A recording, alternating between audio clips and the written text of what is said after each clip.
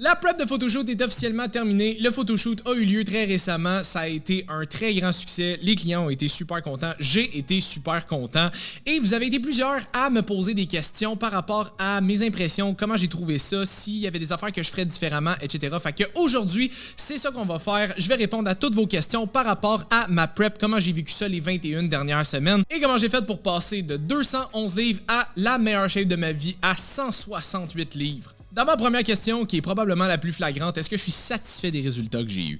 Donc la réponse c'est oui et non. Oui dans le sens où j'ai atteint des vraiment meilleurs résultats que j'ai eus à mon premier photoshoot en fin 2022. À mon photoshoot en 2022, je pesais 190 livres environ la journée du photoshoot et celui-ci, je pesais 168 le matin du photoshoot. Donc c'est quand même 22 livres de moins. On a été capable de le pousser beaucoup plus fort que le premier photoshoot. J'étais environ autour de 7% de body fat à celui-là. J'étais autour du 11-12 autour du premier. Donc je m'y étais pris vraiment trop à la dernière minute à mon premier en 2022. On a été capable d'avoir vraiment des meilleurs résultats dans celui-là, en grande partie parce que je m'y suis pris beaucoup plus d'avance et ça nous a permis d'avoir beaucoup plus de jeux sur lesquels jouer. Donc oui, je suis très satisfait des résultats que j'ai eus. J'ai jamais eu des résultats comme ça, j'ai jamais eu une shape comme ça, j'ai jamais été aussi lean que ça. Par contre, il y a une partie qui est très compétiteur en moi qui aurait aimé en avoir plus encore. Donc ce n'est que partie remise.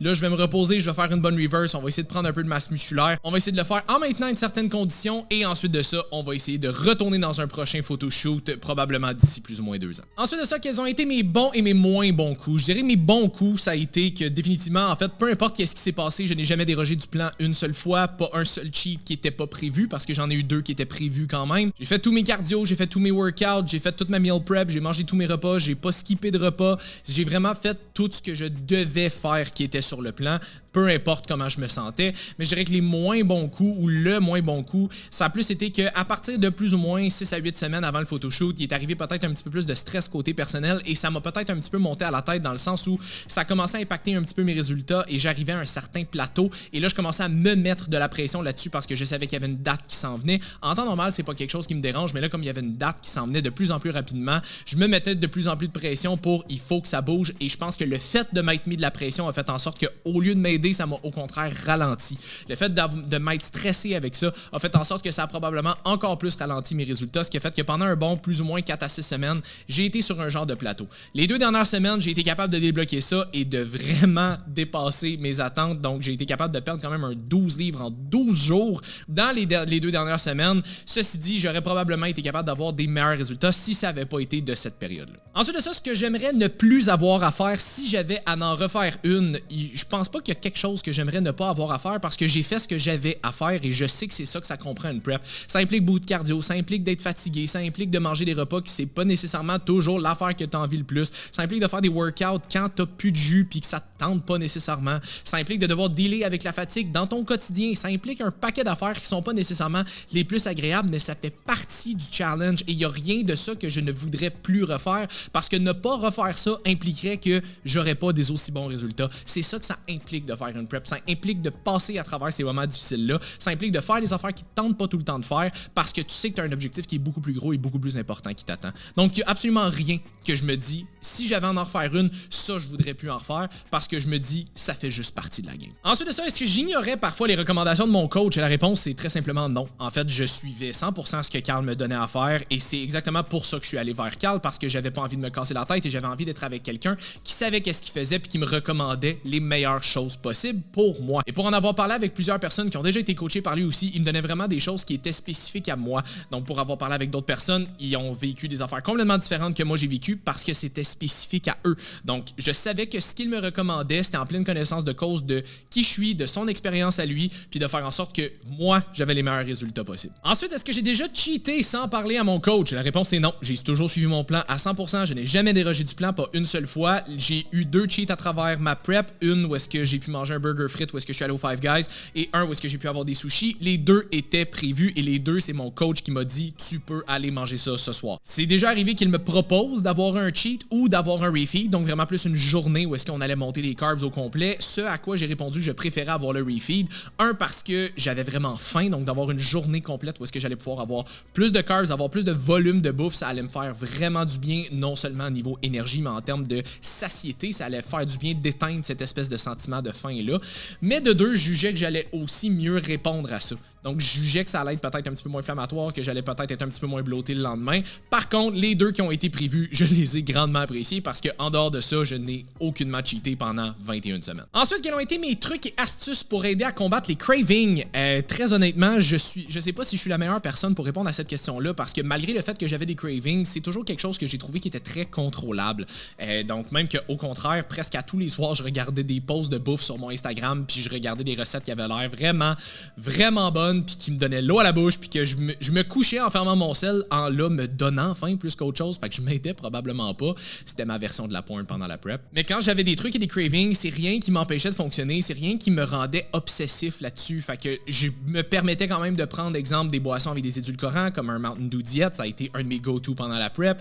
J'avais quand même trouvé des façons de manger des affaires que j'aime. J'ai abusé de la moutarde au miel sans sucre qui avait 0 calories dedans pendant ma prep parce que je la trouvais super bonne. Le plus souvent que je pouvais, je me faisais des creamy parce que ça fitait dans mon plan, c'est très faible en calories, je mettais vraiment juste de la protéine, du lait d'amande dedans, c'est tout. Ça me permettait de manger une genre de crème glacée qui fitait quand même dans mon plan, puis ça me coupait peut-être un petit peu les cravings. Mais sinon, c'était vraiment aussi simple que soit j'endurais, soit je prenais une boisson avec édulcorant ou mes cravings étaient pas si pires que ça qui faisait en sorte que c'était pas dramatique. Oui, c'est sûr que j'avais envie de manger un paquet d'affaires, mais c'est rien avec quoi j'étais rendu obsessif. C'était très gérable. Ça, c'est une bonne question. Est-ce que j'ai trouvé cette prep-là plus facile ou plus difficile que l'autre d'avant? Puis considérant que j'ai poussé celle-là beaucoup plus loin que la première que j'ai faite, on pourrait avoir tendance à penser que j'ai aussi trouvé celle-là plus difficile que la première, mais la réalité, c'est que c'est l'inverse. Pourquoi? Parce que celle-là, j'ai commencé déjà en septembre à faire ce que j'appelle ma genre de pré-prep, où est-ce que j'avais déjà commencé à rétablir une meilleure habitude alimentaire, faire plus de cardio, déjà travailler un petit peu ma condition corporelle pour faire en sorte que quand j'allais commencer en janvier, j'allais être en meilleure position puis j'allais pas avoir besoin d'être aussi agressif. Et l'autre chose, c'est qu'au lieu de me donner 14 semaines pour faire ma prep comme j'ai fait la première fois, je m'en suis donné 21. C'est quand même 7 semaines de plus qui m'a permis d'avoir beaucoup plus de temps et ce qui a fait en sorte qu'on a pu minimiser un peu les niveaux de fatigue parce que ça m'a permis d'avoir des refeeds beaucoup plus fréquemment. Tandis que dans ma première prep, il fallait que je parte de 212 à le plus bas possible en 14 semaines et là, ça a fait en sorte qu'on n'a pas eu le choix de mettre le pied dans le fond tout au long de la prep et ça a fait en sorte que j'ai peut-être eu 2 refeeds, 0 cheat à travers les 14 semaines, donc j'étais rendu exténué, rendu à la fin, versus là, j'ai pu avoir des refeeds pratiquement toutes les semaines à part dans les dernières semaines, ce qui a fait en sorte que ça a été beaucoup plus gérable en termes de niveau d'énergie. Donc oui, j'ai été capable de le pousser beaucoup plus loin, mais surtout parce que je me suis donné beaucoup plus de temps, donc ça a quand même été vraiment plus gérable. À quoi ressemblait mon planning de prep? Ça, c'est le bout où je rentrerai pas dans les détails parce que je veux pas que quelqu'un prenne ça hors contexte et essaie de l'appliquer à sa situation quand ça fit pas avec la personne du tout. Mais pour essayer de peut-être faire ça de façon un petit peu plus globale, disons que de septembre à décembre, le but était juste de retravailler peut-être les habitudes alimentaires, de réintégrer du cardio parce que j'en faisais pas, de pousser la machine un peu plus fort en termes de workout pour faire en sorte que l'intensité était le plus élevée possible. J'ai fait, je crois, peut-être un seul cheat entre septembre et décembre aussi pour déjà me mettre dans le mindset de je suis mon plan, je traîne mes lunchs partout pour que ça soit rendu plus facile quand la prep allait être commencée. Et à partir de janvier, le but ça a été de, là, graduellement on coupe les calories, graduellement on monte le cardio, mais ça n'a pas nécessairement été une ligne droite. Des fois on descendait les calories, des fois on coupait le cardio un petit peu pour me donner une petite pause, mais on coupait plus les calories. Des fois on remontait les calories, mais on remontait le cardio. Des fois on me donnait des refeeds à chaque 2, 3, 4, 5 jours. J'avais des low days, des high days. Ça a joué beaucoup comme ça. Dans les 2 dernières semaines, c'est là qu'on a été vraiment le plus agressif, où est-ce qu'on a coupé pratiquement tous les glucides, le cardio a été le plus élevé, puis que j'ai même fait une water cut vers la fin, donc monter beaucoup mon intake d'eau dans la dernière semaine pour la couper drastiquement juste avant le photoshoot. Donc, je rentrerai pas plus dans les détails encore une fois parce que je veux pas que ça soit le genre de choses que les gens copient sans avoir le contexte. Par contre, ça a été honnêtement un processus de prep relativement standard, là. On coupe graduellement les calories, on monte le cardio, mais avec des ajustements qui étaient à ce moment-là un peu plus individualisés. Donc, comment je mesurais mon progrès pour m'assurer que le plan fonctionnait? En fait, c'est très simple. J'avais un suivi avec Carl toutes les 2 semaines et à partir de 12 semaines avant le photoshoot, on faisait ça toutes les semaines. Donc, il prenait mes plis, on regardait mon pourcentage de gras et on regardait mon poids. Donc, si le poids diminuait puis que le body fat diminuait avec les pinces, on savait qu'on avait une progression. Honnêtement, c'est vraiment pas plus compliqué que ça. On le voyait au look aussi, veut pas. Le Carl, il est très habitué de faire de la compétition. Il sait de quoi un look de photoshoot devrait avoir l'air. Fait que juste au look, à toutes les semaines, on était capable de voir s'il y avait une progression, combiné avec le fait que le poids diminuait et le pourcentage de gras diminuait à travers les pinces. À quoi ressemblait la répartition de mes macros? Encore une fois, je rentrerai pas trop dans les détails parce que je veux pas que les gens copient ça à l'aveuglette, mais disons que dans mes journées où est-ce que j'avais le moins de calories, donc mes journées plus faibles en carbs, j'étais très élevé en protéines. Je faisais probablement 1,5 fois la quantité de grammes par livre de poids que je faisais en termes de protéines. J'étais très élevé, mais en même temps, 1, c'est pour préserver la masse musculaire et 2, c'est pour essayer de minimiser minimiser l'appétit le plus possible. Et quand j'avais mes journées de refeed, donc mes journées plus high carb, ce qu'on avait à faire pour faciliter majoritairement la digestion, c'est qu'on montait exponentiellement les glucides, mais on diminuait un peu les protéines. Donc dans ces repas-là, au lieu d'avoir, exemple, 150 grammes de viande dans un repas, j'en avais plus comme entre 60 et 80.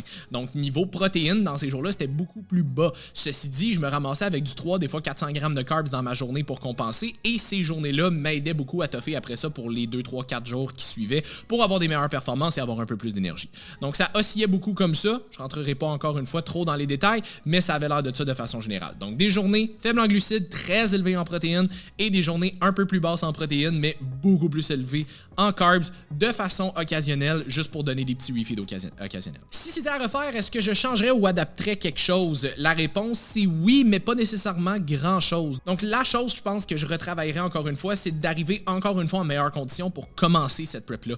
Parce que plus tu pars une prep loin en termes de pourcentage de gras, plus tu vas avoir du chemin à faire et plus tu vas devoir être agressif. Versus si tu commences avec un pourcentage de gras qui est déjà plus bas, ça va être plus facile de se rendre plus bas et ça va être moins agressif aussi. Donc encore une fois, tu vas pouvoir avoir des refeeds un petit peu plus fréquemment. Donc le niveau d'énergie va être un peu plus tolérable. Donc c'est une des choses que je vais vouloir travailler dans les 2 prochaines années avant de refaire une prochaine prep. Je vais vouloir garder une condition qui va être plus basse, donc un niveau de pourcentage de gras qui va être plus bas que ce que j'avais pour me permettre que la prochaine soit encore plus facile et éventuellement, évidemment, bâtir un peu de masse musculaire pour qu'on soit capable de non seulement être plus lean au prochain photoshoot, mais aussi avoir un petit peu plus de masse. Ensuite de ça, mon plus grand apprentissage durant la prep, puis je pense que mon plus grand apprentissage, ça a été que oui, une prep, c'est fatigant, mais quand tu arrives en bonne condition au début du photoshoot, t'es pas obligé d'y aller aussi fort 100% du temps et tu peux te permettre des micro-breaks justement à travers des refeeds comme ça. Ça a été une grosse révélation pour moi dans cette prep-là parce que comparément à mon premier photoshoot où j'ai eu peut-être 2 refeeds seulement dans l'entièreté de la prep,